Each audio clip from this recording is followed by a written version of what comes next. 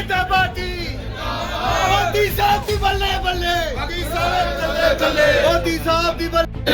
जय श्री राम जय श्री राम जय श्री राम जय श्री राम। मोदी जिंदाबाद भारतीय जनता पार्टी जिंदाबाद भारतीय जनता पार्टी जिंदाबाद भारतीय जनता पार्टी जिंदाबाद। बीजेपी की बल्ले बल्ले बीजेपी की बल्ले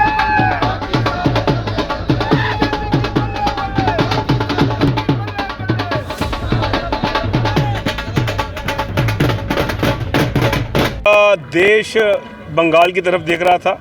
सबसे पहले मैं समस्त देशवासियों को हार्दिक बधाई दूंगा और ख़ास तौर पर बंगाल की पूरी जनता जिन्होंने भारतीय जनता पार्टी माननीय प्रधानमंत्री मोदी पर अपना विश्वास दिलाया है। साथ में ही असम में भी हमने 100 का आंकड़ा पार किया है। पर पूरी दुनिया पूरा भारत बंगाल की तरफ देख रहा था। वहाँ पे भी जो अभी तक नतीजे आ रहे हैं लगभग हम वहाँ पे भी 200 को टच कर रहे हैं।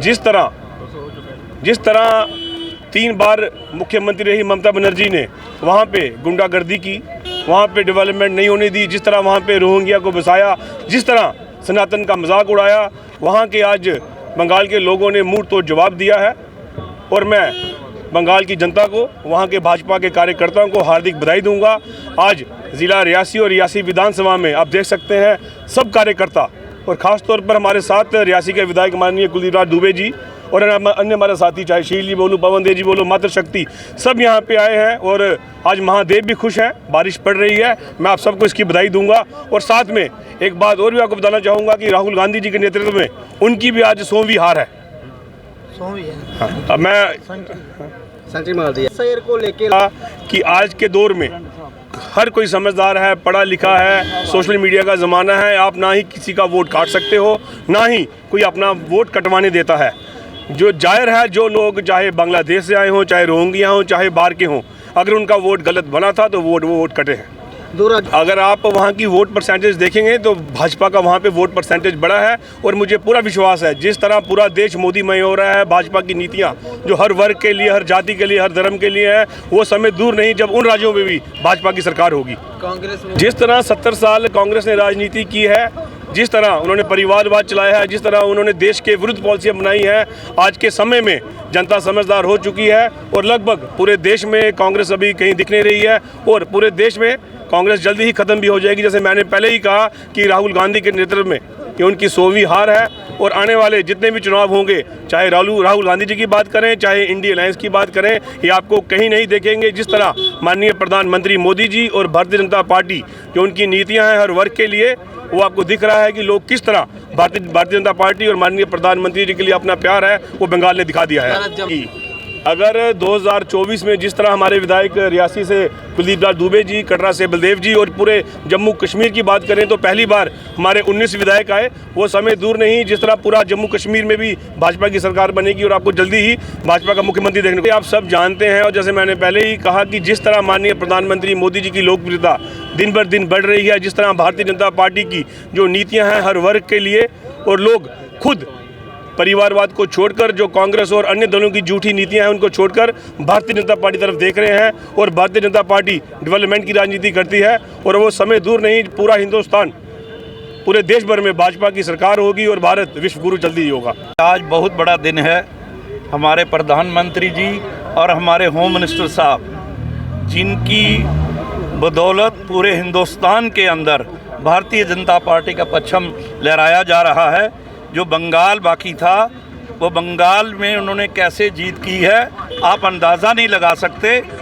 इन्होंने मातृशक्ति का जो है ये जो बिल था इसको ठुकराया, उसका उनको रिजल्ट मिल गया।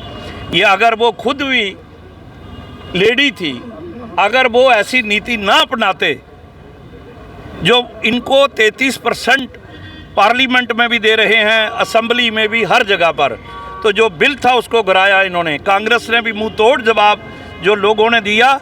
हम मुबारकबाद करते हैं प्रधानमंत्री जी को और अपने गृह मंत्री जी को, और हमारी जो जनता बंगाल की जो त्राई त्राई हो रही थी, वहाँ चोर बाजारी, डकैती, गुंडागर्दी आपने देख लिया कि आज एक सीट पर दोबारा चुनाव 21 तारीख को होगा। ये कितनी गुंडागर्दी है वहाँ, लोगों को बाहर नहीं जाने देते।